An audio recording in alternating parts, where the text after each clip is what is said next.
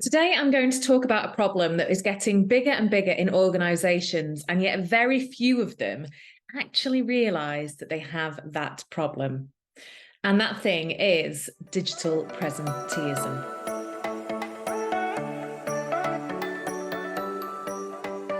So I remember when I did my master's in organizational psychology talking about presenteeism and the problems that presenteeism presents.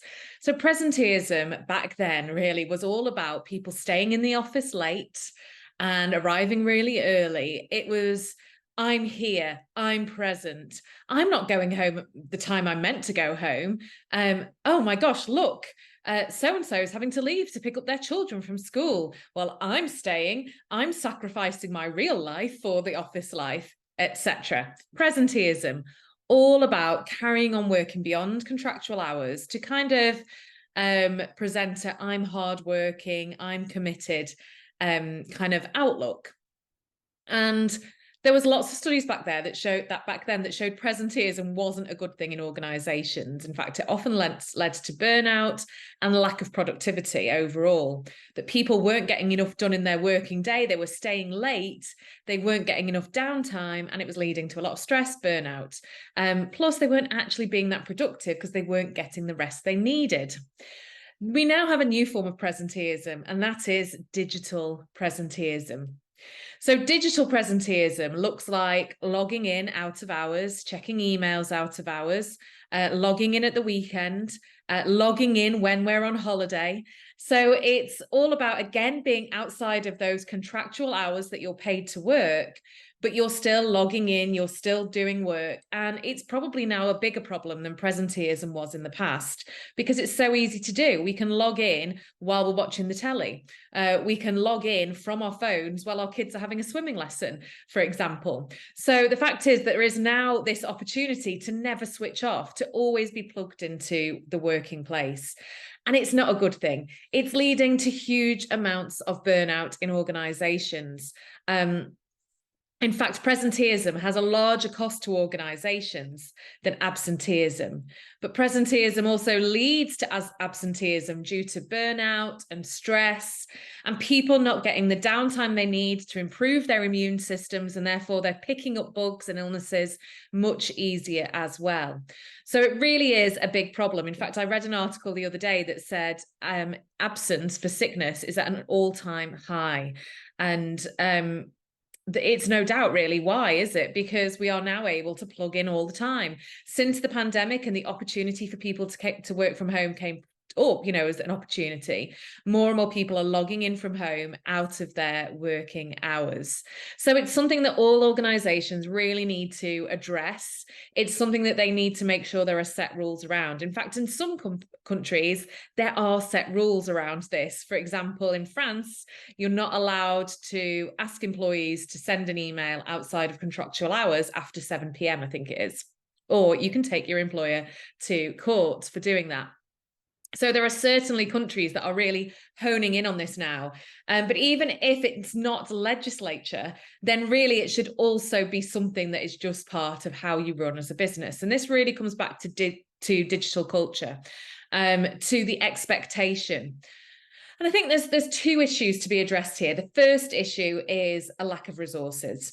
So, for example, people being made redundant during the pandemic, other people being expected to pick up their role as well as their own, and that continuing now, that actually those contractual hours are no longer enough for them to commit to their role and get everything done that they need to get done.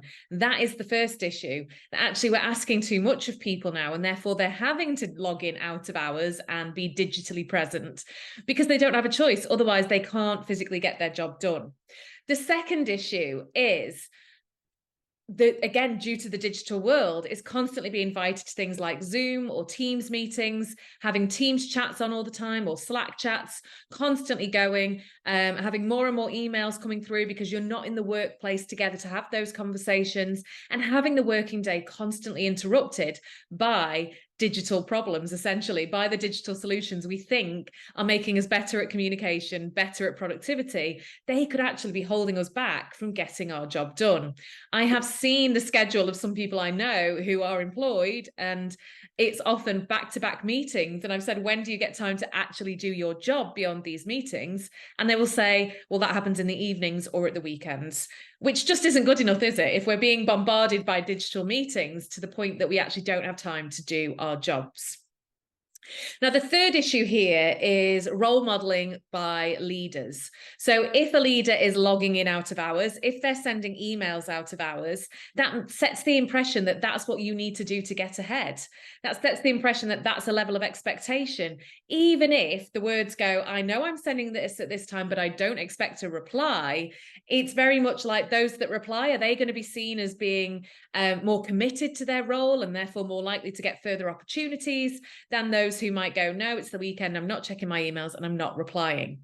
So it's really important that we become positive digital role models as leaders. And I've got a whole video about this that I will pop above now, because it really is something that more and more leaders need to be thinking about. So do you know if digital presenteeism is an issue in your organization? And do you know how your employees feel about it, why they're logging in out of hours, what's the cause of that? Do you know if there's a lack of resources because in your eyes, everything's being done, but is there actually an issue there that it's only being done because people are having to log in out of hours to get that thing done? You know, all businesses now are really tuned into well-being, and yet they're not looking at the very things that might be impacting employees' well-being. And having a really positive digital culture has never been more important in organizations.